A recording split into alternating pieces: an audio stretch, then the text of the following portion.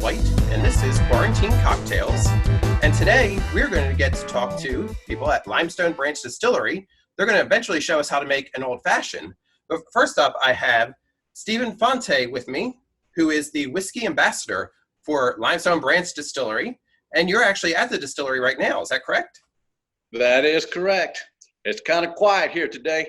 The front of the house, of course, being closed down to COVID, but it sure is nice to be in the house. Absolutely.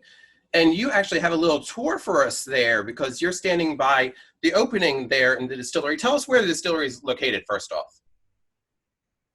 Well, the distillery is here in Lebanon, Kentucky. It's on the Veterans Memorial Bypass.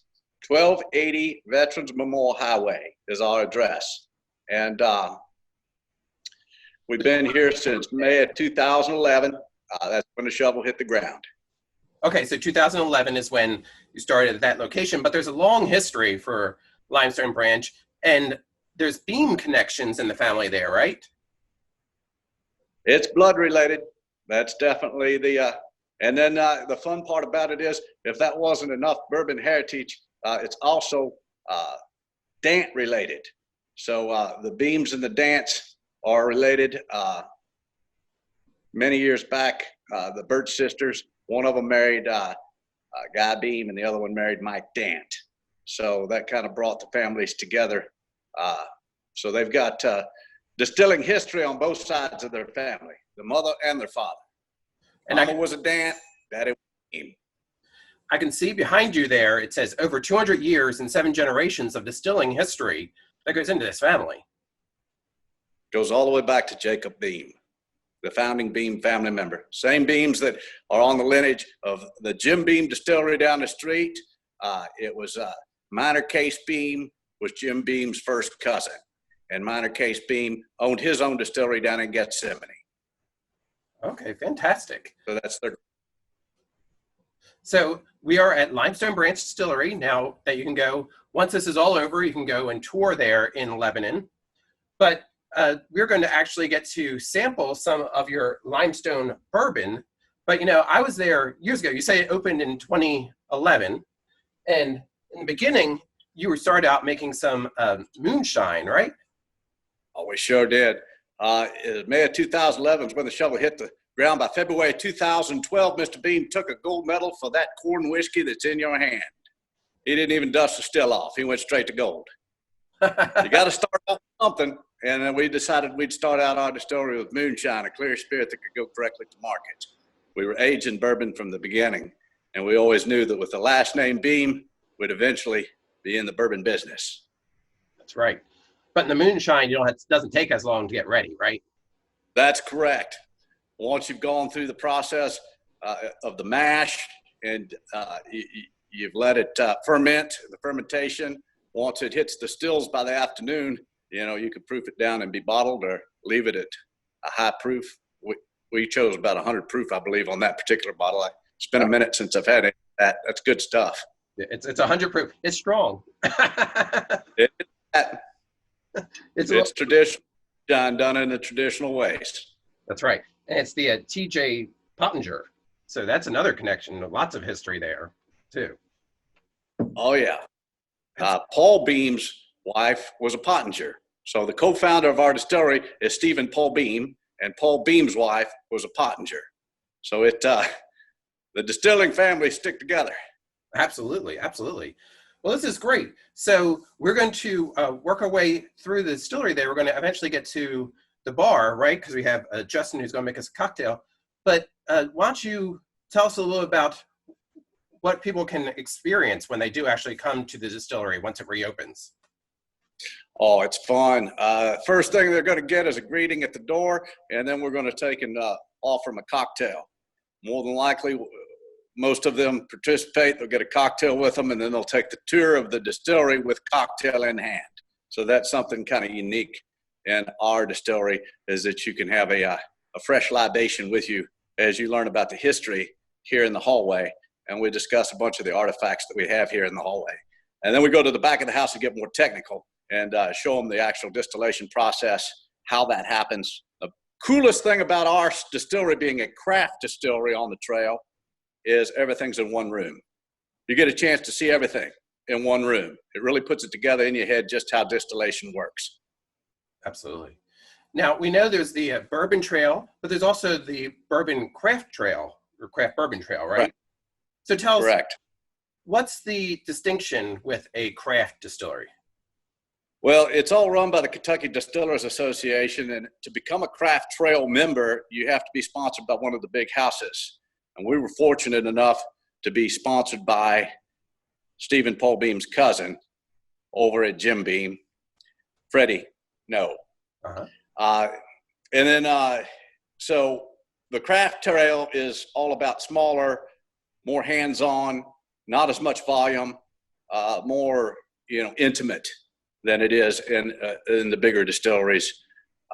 You get to see a lot of different craft things going on in our distillery. Hand bottling, hand labeling, hand packaging. Once again, everything's there in one room. The mash tanks, the bottling line, the distillation, the stills, the cooker, all in one room. You can see it from all one platform. Fantastic. Now, as we said, for today's cocktail, for our quarantine cocktail, we're actually going to make an old fashioned. And for that, we're going to use our Yellowstone bourbon whiskey, which actually has the Lebanon, Kentucky label right on the front there. So tell us a little bit about this, that we're going to be, the Limestone bourbon that we're going to be using. So Yellowstone was one of our children. Limestone Branch is the distillery, and the distillery has a few children. Minor Case Sherry Cask Finished Rye is one of them, and TJ Pottinger was one of them at one point in time. And we now have a Bowling and Burch Gin product. So those are our three core products, and you'll see those on the bar here in a second. Yellowstone in specific, 75% white heirloom corn, 13% rye, the rest in malted barley. That's our mash bill on it.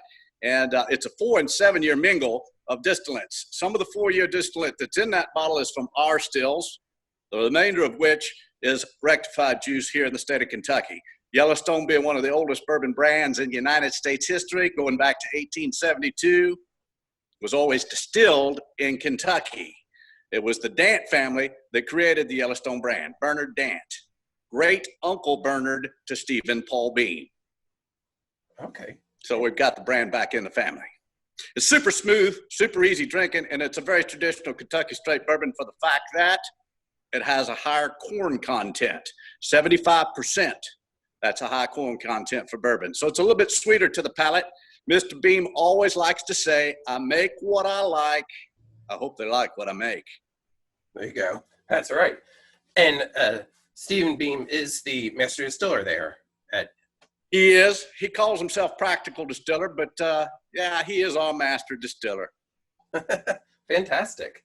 So we're going to have our bourbon that we're using, the Yellowstone bourbon. We're going to use some simple syrup. We have some bitters, cherries, and oranges that are all there. And I think you have Justin Caldwell, who is your craft cocktail specialist, right? Let me turn this around and I'll take you over and introduce you.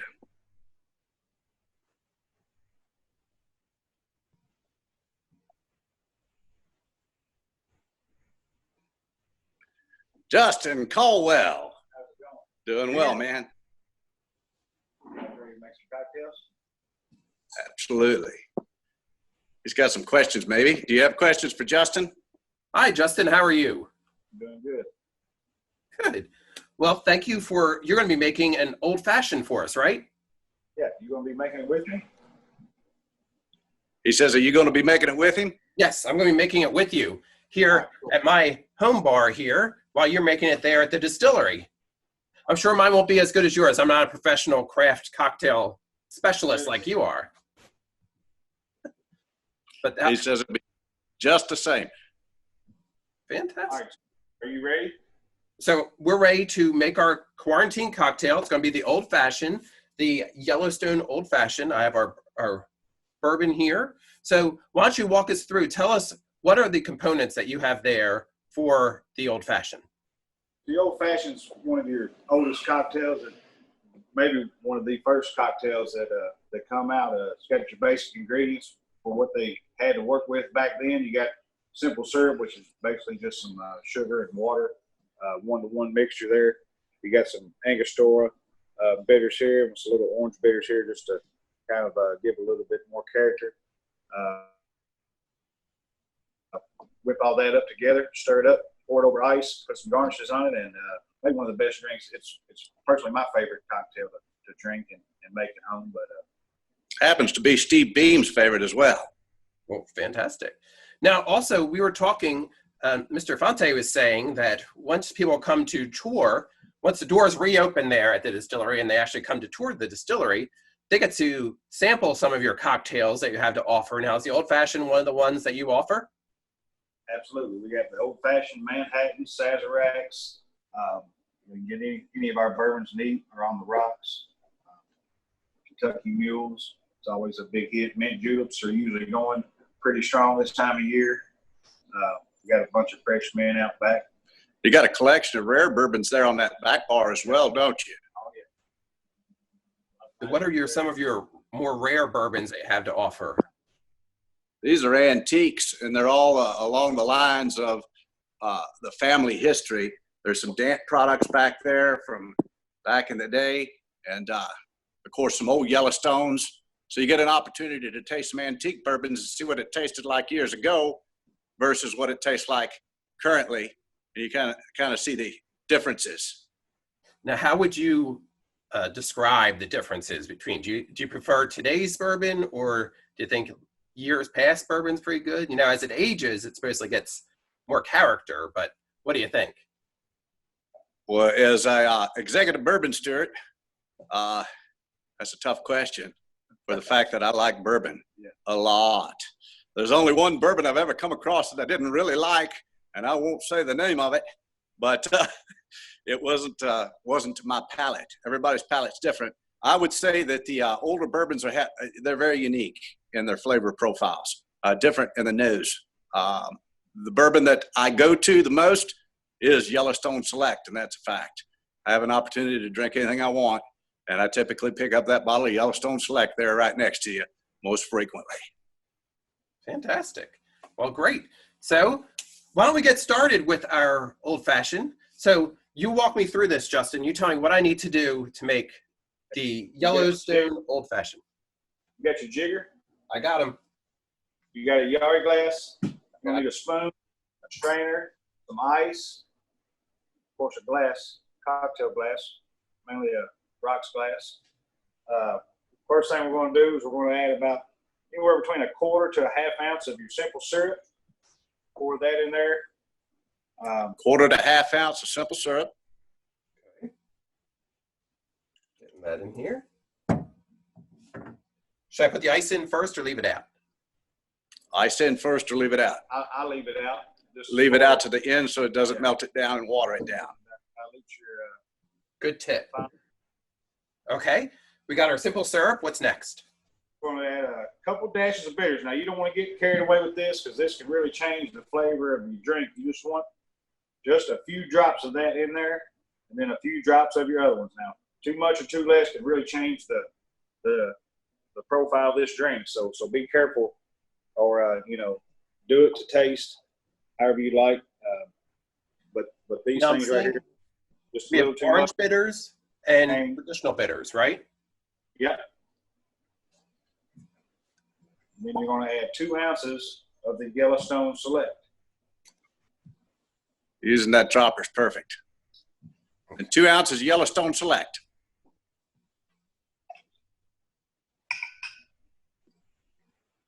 Then you're going to get you a scoop of ice in your Yari glass.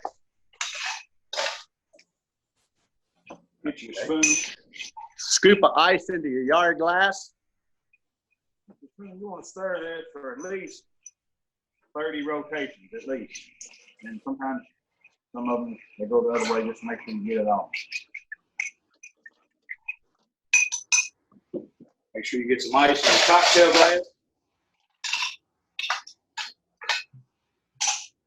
30 rotations. That's what Justin says. 30 rotations on your stir. At least. Okay, so we have 30 At least. that I'm doing here. Very precise here at Limestone Branch on our cocktails. Okay. If you're in Lebanon and you want a classic cocktail done the right way, this is the place to get it. Absolutely. Okay, so I did my 30 rotations in my glass. In my Now what? Get your strainer. If you have a strainer, you put it over the top. If not, you can do the back of a spoon to hold back the ice. Okay. I have a strainer. Cocktail glass up with some ice. Fill your cocktail glass up with ice.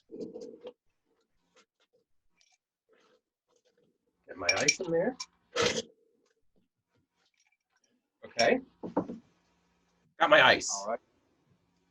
Strain your cocktail into your cocktail glass from your Yari glass.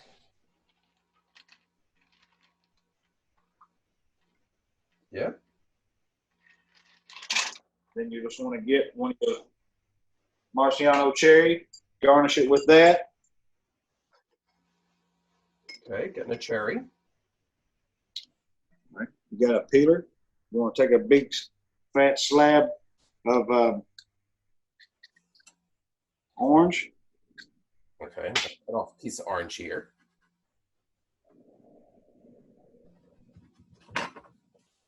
Okay. I got a big piece of orange. Sweet. Do I? You want to spritz that over there, get the oils out of that orange peel. Uh-huh. Adds a lot of flavor to the drink. Okay. He's making a second one. One of them's for me. You want to make something funny here. That's good. So you have both of you there. That's nice. We get to see it all over again. Mixing it all in there. Justin took classes. He is a certified cocktail specialist and certified through Southern Glacier Wine and Spirits and Joe Daly's classes. Okay, fantastic. Now, do you demonstrate how to make some of these cocktails when people come to the distillery there? Oh, absolutely. You get one-on-one time with the bartender, should you choose. They'd be glad to share how we make the cocktails. Most of the ingredients, everything but the simple syrup we have here in the gift shop. Available. Okay, so everything is for sale from there as well. Bitters, you name it. Fantastic. And simple syrup is just 50% water, 50% sugar, correct? Half and half. Correct. I think we use the turbinado sugar. Is that correct? Yeah. The cane sugar, pure cane sugar. Okay. And now we have two of them there made up of the old fashions. That's the Yellowstone Old Fashioned. So are you going to taste test with me? I think that'd be a great decision. Okay. Let's do it. Justin, you ready? I'm ready All right. to try it out. It's a Yellowstone Old Fashioned. Again, we had the bourbon, simple syrup. We had our bitters, our orange bitters, put a little cherry in there and some orange. Let's try it and see how it turned out. Cheers. Cheers. That's really good. Good stuff. Good stuff. Take another sip. The old fashioned supposedly was created, there's a lot of lore in bourbon and whiskey. Some of it's true, a lot of it's true. Some of it's just lore. But the Penn Dennis Club in Louisville, Kentucky was the inventor, according to some of the lore, of the old fashioned. They had a bartender on staff down there at that gentleman's club, and the bartender kept greeting guests with these drinks, and they would ask him, "What are you making with that? How it's old fashioned ingredients?" That's how they said it got started. That's one lore of the old fashioned. And so much so, being the Penn Dennis Club is such a part of the Louisville history and culture, it is the official cocktail of the city of Louisville. Really? Fantastic. I thought it was the mint julep. But it's the old fashioned. It is at church. Right? Well, fantastic. So that's the old fashioned, some great history. I appreciate that. That was very interesting. A really great drink. And again, you can get Yellowstone. If people are interested in picking up some of your Yellowstone bourbon, is it available pretty much everywhere? All 50 states and 13 countries. And if your liquor store doesn't have it, they can get it. All you got to do is ask them to pick it up through their distributor. Typically, we use Southern Glacier Wine and Spirits in a lot of states, but Republic National in Indiana. And but your liquor store owner will know how to get it. Once you just ask for it, he'll probably stock it, or she will, for you. Great. And that's for your Yellowstone. So do you have any new things coming out that we need to know about in the near future? Sure. One of the things that is not yet, I think it's just being released in Kentucky, is the Bowling and Burch Gin. Okay. And that's it right there. If you Okay. notice, this is a gross top bottle. It's an absolutely gorgeous bottle. On the back side of it, the botanicals, and on the front of it, it is Bowling and Burch, because Kathleen Dant Bowling was their grandmother, and the Burch sisters married 3/4 of the family. So you put those two together, and you got the whole family involved. Oh. And then it's got 17 different botanicals in it, so it's very light. It's very citrus forward. It doesn't have quite as much juniper in it as what most of your gins do. It's done in the London Dry fashion, being distilled straight up through the column, but we call it a New World gin for the way that we add extracts to it through another distillation process. So New World gin, and it's coming to Louisville, it's coming to Kentucky, it's coming to our state soon if it's not already out on the shelves. And the craft cocktail specialists are talking about it all over the United States. We released it in San Francisco. We've released it in Chicago. All the big cities in the craft cocktail scene, they're absolutely loving Bowling and Burch Gin. Great. So maybe our next quarantine cocktail will have to be some gin-based drink. Oh, we're getting into the gin season as soon as we get hot outside. That's right.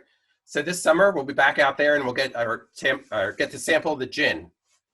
That sounds like a great plan. Yes, that Yellowstone is offering. Fantastic. Well, thank you very much. And again, we're making the old fashioned for our quarantine cocktail with Limestone Branch Distillery, and we used our Yellowstone bourbon. Thank you very much. I've been talking with Stephen Fonte and Justin Caldwell. Cheers. Cheers. Thank you.